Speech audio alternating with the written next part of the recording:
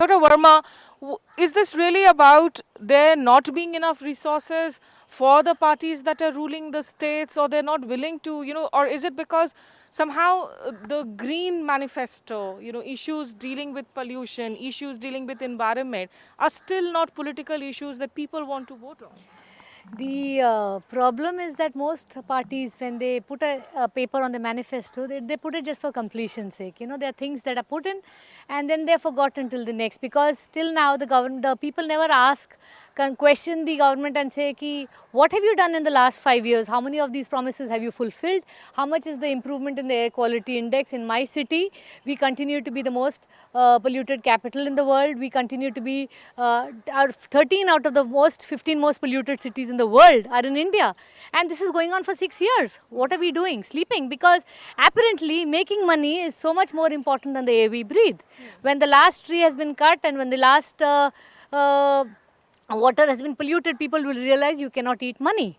So I would think that we would need a very, very dedicated kind of person helming the state of affairs at the Climate Action Ministry, instead of somebody who says कि गाजर खाओ तो हवा साफ हो जाएगी और आपकी health ठीक रहेगी. I mean, this is rubbish.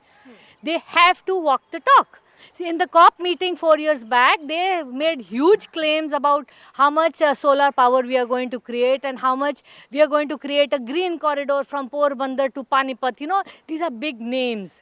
But I wish they would follow up their big names with big action as well. On the ground, nothing has been done. But do you also see a people level awareness happening? I mean, I know some of you have been very vocal, but for instance, for your Aravalli Bachao movement, is there a popular people sentiment attached to it? Do you see young people, older people getting attached to these kind of environmental issues? See, if you're looking at a percentage, then I would think that, considering even that the election, the best of elections with the maximum number of media coverage, 58 to 60%. So you cannot expect that 100% of the people will be environmentally active and they will raise marches. And I'm sure even in the independence saga, it was not like 100% of the citizens on the road. Most people apne roti, कपड़ा और मकान के पीछे भागते जा रहे हैं. But there are 1% people of mad people who can see the bigger picture and who lead by example. And there are so many movements that we have read about the Aravalli Bachao, and it is because of the activities that we have done on the ground where hundreds of people have gathered. Last year we had a clean air campaign where 6,000 people gathered in Gurgaon.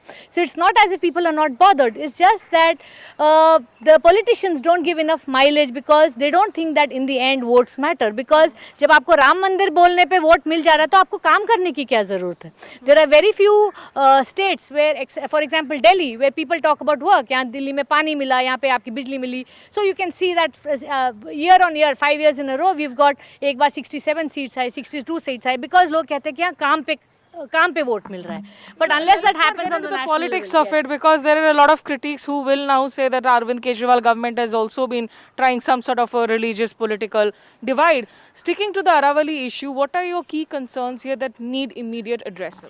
See, the first and foremost thing, there has been a lot of illegal mining going on in Haryana, and everyone knows that the mining content, the mineral quality is not very good, like for example in Rajasthan. So 2010, there was a ban on the mining in Aravallis, and now the Haryana government has used the pandemic as an excuse to apply to the Supreme Court to remove that. So, I mean, you know that the Aravallis are the only thing saving Haryana from deforestation, from desertification.